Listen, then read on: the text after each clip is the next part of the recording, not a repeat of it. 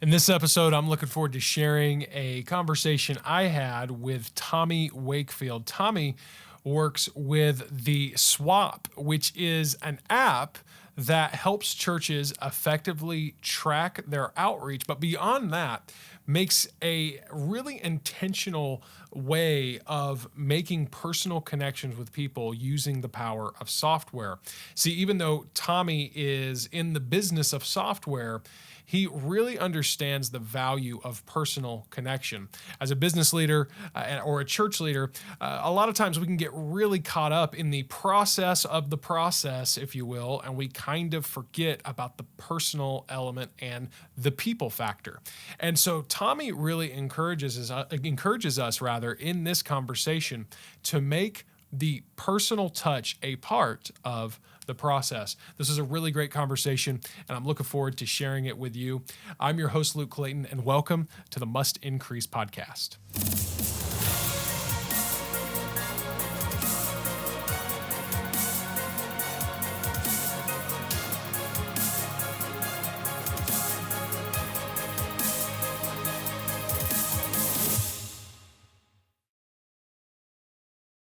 And something that I've heard too when it comes to, you talk about what you can do and automated, but even just digitally, with things like emails and social media and whatnot, is, it's a really good practice. And again, this isn't just for churches, this would be for anybody, is sure, use those methods to try to make those digital touches, if you will, but those should not be your primary way of engaging people. In terms of what I mean by engaging people is getting them to maybe come to your church or come back to your church or take a next step at your church. And they should not be there. Your primary way should not be to do that or to get them to do that just through your automated digital processes. And also, that's not all you need to be doing on those digital platforms. What you need to be focusing on those digital platforms is sharing stuff, sharing content with them and reaching out to them and providing them value. So for example, posting something on social media that might just be an encouraging passage of scripture or a quote or something that, again, just kind of provides them a little nugget of value there, or sending in an email saying, hey, here is, a sermon that was preached at our church recently. I thought you might enjoy it. All of that could certainly be automated, but what you're doing is you're sharing them something that just provides them value. You're not asking anything in return. And then, though, like I said, if you build the personal into the process, well, that's when you can really make that authentic connection. And if there is any ask that you need to make of, hey, I want you to, I want you to come to our church. I want you to visit. Or, man, would you think about getting plugged into this small group or class or whatever like that? That's where you can really make those big, if you will, asks to get them to go to the next step, because those personal connection, those moments of personal connection are going to hold so much more value to the person than just, oh yeah, here, I'll shoot you an email. So yeah, I really think that's a good thing to, if you're thinking, well, no, we're not saying don't use these digital methods. We're saying use them appropriately. But again, I keep coming back to this, building that personal into the process. Yeah. And I completely agree with all of that.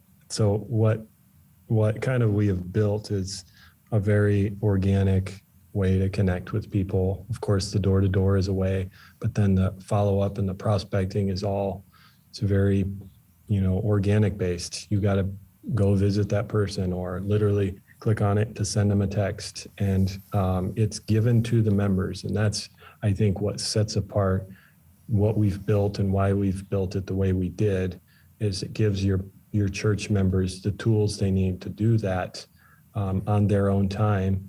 And I would even go further and say that it gives you as church leadership the tools to equip them and train them to do this, because it's something that every church should be very deeply involved in, is equipping your members to reach people, your neighbors, your friends, your family, and they should be trained in such a way that they should be fulfilling the Great Commission. I would think that that's still something. I would hope that that's still something in every church is the Great Commission and giving people the good news and the gospel, and that's the church members' responsibility. Of course, there's automation and there's systems and there's good staff that are capable of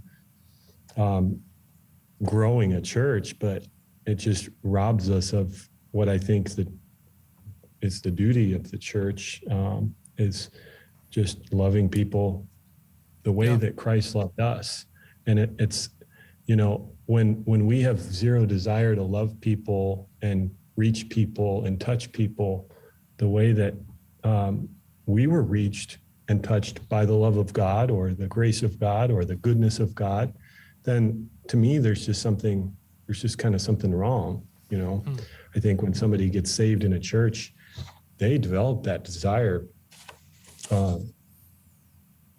instantly, and we've had people saved recently in our church, and they want to, what can I do? You can just tell they're like itching, I want to reach people, and I want to, and so people want that, to be able to bring that amazing truth that they just received and give it to somebody else. And I think that's a very natural thing that should exist in the church. And if they don't, have the tools to do it, it can make it a lot harder. I can't say it's impossible, but it can make it a little more tricky. And so if your church is just set up in such a way that they can download an app, kind of manage and pray for people that they meet and follow up on them on their own and text them and visit them and bring them gifts, it helps a lot. And I think that brings back into focus really the main thing. We hear it a lot, the main thing, keep the main thing, the main thing. Really the main thing is not a system of, it's not a system, it's not a process, it's just people. That's the main thing. Yeah. And so.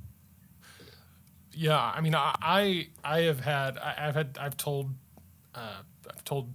pastors this before. I've said it on, podcast and YouTube content that I put out before. I'll have people ask me, because they see me as a, you do media, you do marketing, all this stuff. What can we do? What can we do to get more people to get more people in our church? And sure, again, there are some practical steps that you can take just from a marketing perspective and a media perspective that are, just kind of best practices.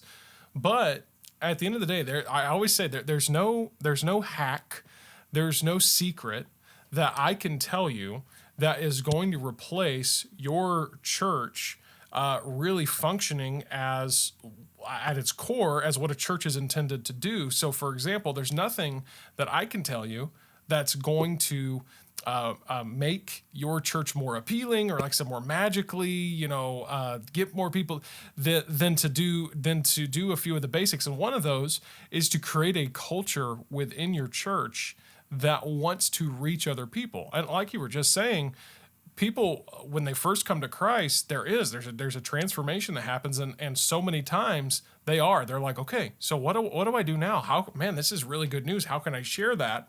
And then if you don't have, a way for them to, get plugged in almost immediately, or if all you say is, well, if you find anybody, have them fill out this card and give it back to us and we'll get back. If you just, again, you make it so systematic and so hierarchy, like such a hierarchy of structure there, but that can be really discouraging to them. And then it's not that, because, I've heard, all kinds of, different perspectives and whatever. And I'll hear, some pastors get frustrated. They say, well, our people just don't want to reach people. It's like, well, no, they do, but you ever considered that it seems like they don't want to reach people because there's just no good, I know we're saying that's not about a system, but if you will, there's no good system in place that allows them to reach people.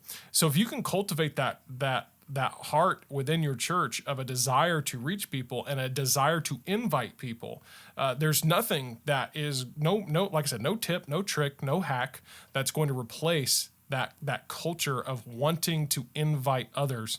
Because at the end of the day, like we keep saying, most people are going to come to church because somebody reached out to them and personally invited them. They're going to get plugged in because of that. not because they saw an email or a billboard or whatever it may be. Yes, that's going to happen, but at the end of the day, it's all about authentic connection. And again, that's what I love about what you guys do there with your software, and how that mindset seems to be at the core of what you're doing. Yeah. Yeah. It's what we're passionate about. That's why it's called, I guess, the soul winning app. Yeah.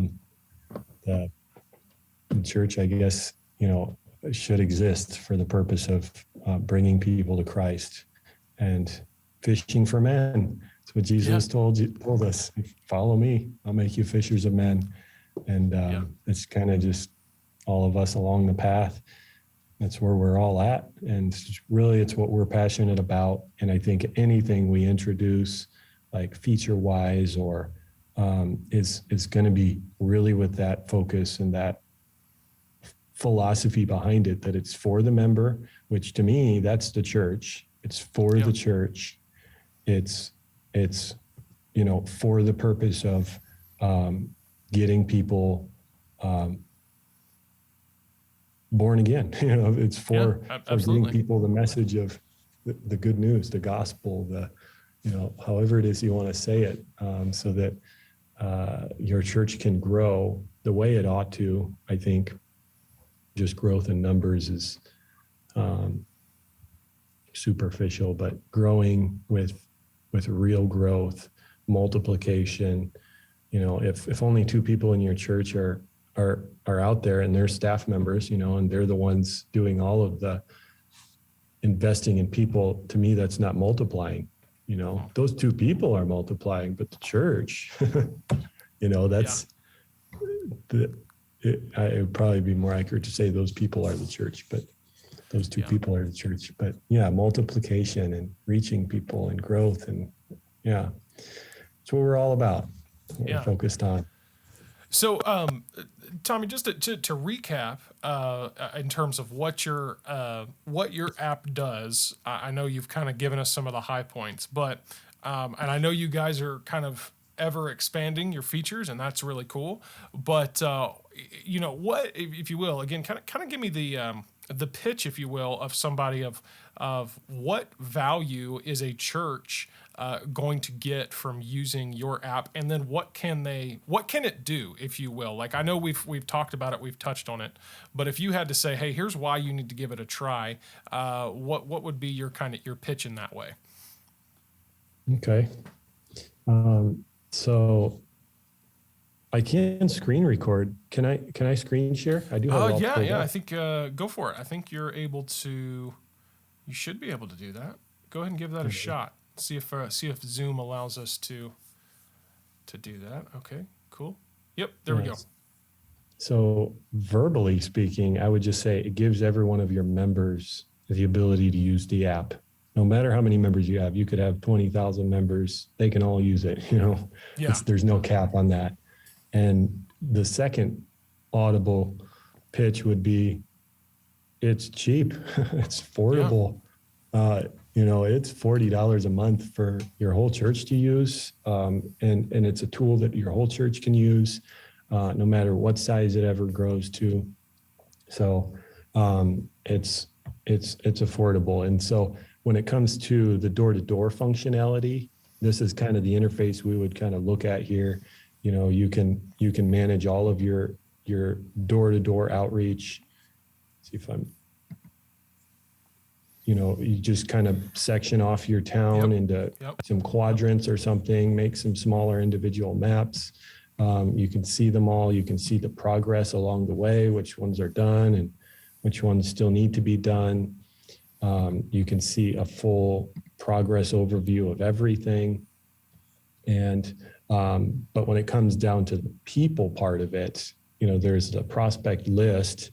And so every church member that saves a prospect, they all come back here to the prospect list. We'll look at the map view here. And so we can see every prospect as an administration using the website here. This is the phone over here I got pulled up. So on the website, as your administrator will be overseeing everything. You'll be able to see all the prospects. You can organize them into folders over here. We got, door to door, church visitors, baptism, you know, whatever folders you want to organize them into, you can organize them. You can share these prospects. If I click share here, I can share this with any one of the church members that are in our church that have the app. They can go follow up on this person. You know, if I meet somebody that's a lady and single lady, and there's a singles ladies ministry leader, and you know, I'm a man and I met her, you know, it may be more appropriate to send that person back or something, you know, something like that. There's scenarios where sometimes a contact will get transitioned over to somebody else. And so, you know, that's kind of the interface here. But on the church member side of it, your church members see kind of the same door-to-door interface for the maps. I can click on each one of these quadrants, see what needs to be done, see what, you know, same thing. You know, I can zoom in, click on the maps, and check into this street. And when I check in, you know, it's saying I'm going to do this map. It kind of assigns it to me. And while I'm here with the door-to-door functionality, it really makes it simple to save prospects, because I just click on houses. You know, I'm not trying to, you know, save a prospect and it pulls up their address already. I'm not trying to write down their address on a 3x5 while I'm standing out there in the middle of the street that I don't know the name of. And all of that, you know, it just, it streamlines it. And I can't tell you how many people that I was like, oh, this is a good prospect, you know, before the app came around and I was in college, and I wrote down their house number because that was all I knew, and their name, because I didn't know what street I was on. The map was in the car, you know, I'm standing in the middle of the street and the street name's on that end and this end, and I'm here in the middle. So I get in the car and I'm thinking, you know, I put it in my pocket and think, oh, I'm going to come back, you know, we're going to drive by the street sign. I'm going to write down the street sign. And it never happened. So you lose it. So, you know, it seems simple. It's like, oh, you know, clicking on a house, that's not that big of a feature. But the alternative is like, you know, writing it on a cave with, you know, with the cavemen. Right. It's such an archaic. Yeah, well, my thing is if I'm using, if someone hands me a piece of paper, I'm going to lose it. So that's just what is going to happen almost 100% of the time. So I always tell something, hey, if you really want me to have important information, you better figure out a way to get it to me digitally. So this definitely prevents that. Yeah. Yeah. And so, of course, they can save it, write down the name. You know, first name's the only thing necessary because you don't always get their last name. And notes are taggable. So if you get VBS prospects or bus prospects or, you know, ladies ministry prospect, you just tag the notes and then they can be kind of organized up on the dashboard that way. From here, you can, you know, members can, I'll show you that in a second here, but once you save a prospect, it's just pinned right there. You know, I can click on him and see his name, and there's a bunch of other stuff. But in a nutshell, that's kind of the door-to-door, the ease of use for the door-to-door.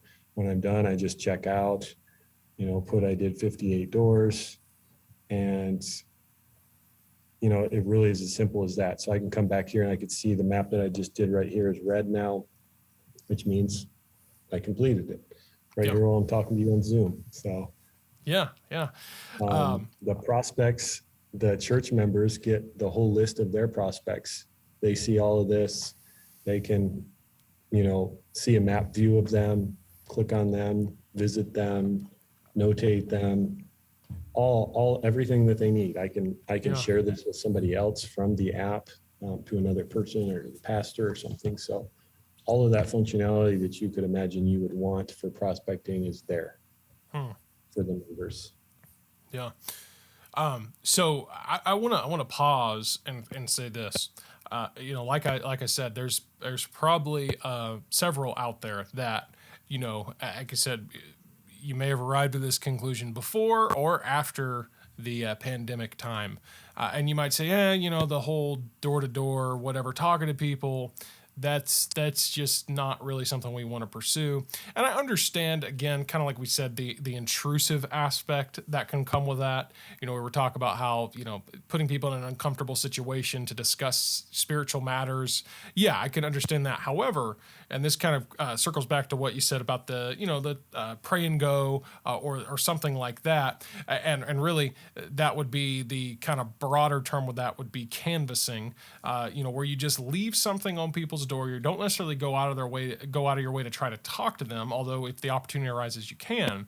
I'm just going to throw this out there as a thought, just from a very practical perspective. It is interesting. The same churches sometimes that'll say, "Yeah, I'm not really into the whole, door to door thing." Well, they'll also spend thousands of dollars on bulk mail, and bulk mail has a place. It can be useful. But if you have volunteers and a team of people, if you will, like you said, kind of that, they want to do something to get the word out, and you can get them to go, and if nothing else, just canvas doors. Just, hey, we're going to leave door hangers, information about, maybe you do some type of, hey, we prayed for you approach, or just, hey, look, we got a VBS coming up, or whatever it is. And if you can mobilize people to do that, you can cover a lot of ground. You can make, again, that personal touch where, because people, when they see something on their door, they're like, oh yeah, this didn't just come in the mail. Somebody actually took the time to bring this by, even if they didn't interact with you. And so I'm just throwing that out there as a thought. And what your platform here does is it allows people to track all of that. So even if you don't want to push the whole, well, we don't want to make people talk to people, that's okay. You could still use this app to track what you're doing in terms of, hey, we covered that street, we got that house.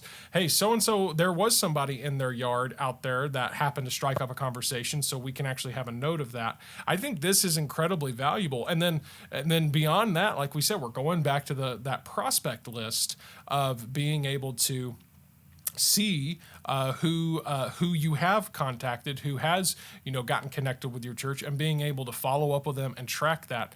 And again, coming back to the whole kind of mindset around this conversation, that the fact that you're empowering the people of the church, not just the paid leadership, the people of your church to do this, I think that could be a game changer on so many levels of what your church does to reach your community.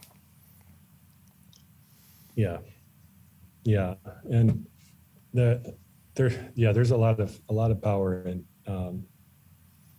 that organic connection, door to door, and I would say, even like, for instance, with the pray and go scenario, in canvassing, there's people in your church that like to talk and have different gifts. Exactly. And while sometimes the leadership might be leery of it and think, oh, that's to me that might be that they're not real gifted in speaking to complete strangers, but there are some people in your church that might be like extremely gifted at that, and they just thoroughly enjoy it and love it, and so sometimes even approaching like a door-to-door outreach, if we think in our heads, if we think nobody really wants me to talk to them, then we're not going to really come across as a person that they're going to want to talk to. We're going to be like, hey, and maybe they did want to talk to us, but we're going to be like, hey, I just want to leave this with you, bye, and they may have actually really wanted to talk to us. Maybe they were lonely, or maybe something was happening. So when it comes to door to door, I think sometimes even just personally, totally different subject, really. I think you could probably hit on for a whole nother hour, is just going into it with the right mindset.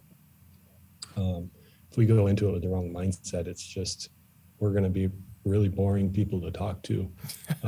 If we're just going out there because we care about them, and we maybe we're going to pray for them, and we're going to write their prayer list, their prayer requests down, and not just for the sake of writing them down, actually pray for them. It's a novel thought. Yeah, imagine follow that. up on that prayer request.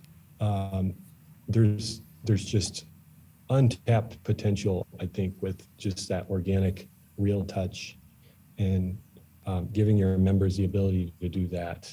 And then maybe if you don't do door to door regularly, maybe you do a canvassing or a lot of, for instance, church plants start up and they'll canvass a whole area. It's still, the door to door functionality is still very usable for that, just canvassing and keeping track of that. So we built it for the church to be usable, and it's usable. I just think it's just a matter of whether or not people are going to use it, Yeah. Well, it's like you said, I think a lot of times, or I know a lot of times, the church management softwares out there, the big names, if you will, they sell themselves on all of the automated tools and all of the workflows and all of that stuff. But like you said, there are, hundreds, if not thousands of just business marketing softwares out there and platforms that allow you to do that. So what I like about what you guys' platform does is it really stands apart in that it's like, okay, all of that stuff, if you want to do that, then literally like go sign up for Salesforce or HubSpot. Those will take care of your automated stuff, or get MailChimp or something. No, if you want to connect with people and encourage that connection and empower your people to reach other people, then an app like this is really, I've not seen anything else like it. So with that in mind, where obviously they can download the app from the App Store, right? But in order for a church to get started using it, let us know a little bit, walk us through that process. How does that look? Yeah, so the church is going to go to the website and they're going to sign up, register their church. Okay, if your church doesn't exist, when your members download the app, sign up in the app, they're going to try to connect to your church and it isn't going to exist. Just the same way in the physical world, if you have a church and they come to gather together and you don't have a place for them to gather together, so the same digitally. You need to register your church, set it up there so that your members can flock to it and engage with the outreach that you have there. So both app stores, Google Play, Apple's, both, it's everywhere. And so the cost for the church when the church registers is $40 a month if they pay monthly, and it comes out to about $30 a month if they pay for the year. So and there's no bells and whistles to it. There's no catches or anything. It's just that's what it is. Yeah. And if you're a missionary or something, or a church planter, and you're really trying to get started off on a budget, we work with people on budgets. So just reach out to us. There's, a chat functionality on our website. If you really can't afford it, then we'll help you out. So we just really want every church to be equipped and as efficient as they can while they're trying to just focus on reaching people and not trying to think about organizing and creating their own system. They got to keep going with paper. Exactly. And the website is, remind me of the website. We're going to make sure there's a link to it in the description and show notes and all that stuff. But just remind me of what that is. I don't want to misspeak and send them to the wrong website. Yeah. So the easy to pronounce website is thesoulwinningapp.com. Okay. So it's longer, but it'll redirect you to the main website, to the main domain, which is theswap.io. And the swap just stands for the Soul Winning App. So those two websites, but yeah. All right. Yeah. So the soulwinningapp.com, we'll make sure the link is in the description and the show notes so that people can just click on it right there. Go check it out. Again, I highly recommend it. And I believe you offer, do you still, I don't want to misspeak again, but are you still offering like a trial period, or I know it's at least for a time there you were? Yeah. 30 days. So plenty of time to figure out if you're going to use it or not. I would say it's probably more than enough time, but yeah. So you get a full month to figure out if it's a good fit for your church. And I will say, the guys there at Swap, like Tommy. They're really great customer support. They'll help you out. They'll walk you through, getting it set up and all of that. So, if nothing else, just head over there and give it a try. I mean, again, you get 30 days of it for free. So try it out. And yeah, well, Tommy, thanks for taking the time to chat with us. And I hope that some more churches out there get connected with you guys. And if nothing else, let's just go back to, like I said, maybe we'll have a little bit of a shift in the way we think about the way our church operates from this outreach and connection perspective. Empower your people to connect with other people. Sure, use this app to do it. But before that, it begins with a mindset, a culture change of we're going to create a culture here where people want to reach people, and we're going to empower them to do that. So, Tommy, thanks so much for being with us. It was great talking with you. Yeah, well, thanks for having me. It's an honor. Well, hey, thank you so much for joining us for this episode. And I do hope that if you haven't yet, you will subscribe to our YouTube channel. Also, don't forget to subscribe to the Must Increase podcast wherever you listen to podcasts, where we are giving you regular insight on all things tech and media, helping you navigate this insane media-driven society that can be so toxic, so crazy, but helping you to be a responsible, conscious consumer and even a creative contributor. So I look forward to seeing you in future episodes and videos. I'm your host, Luke Clayton. Thanks again for being with us as we continue to increase truth and inspire hope in the lives of others right here at Must Increase.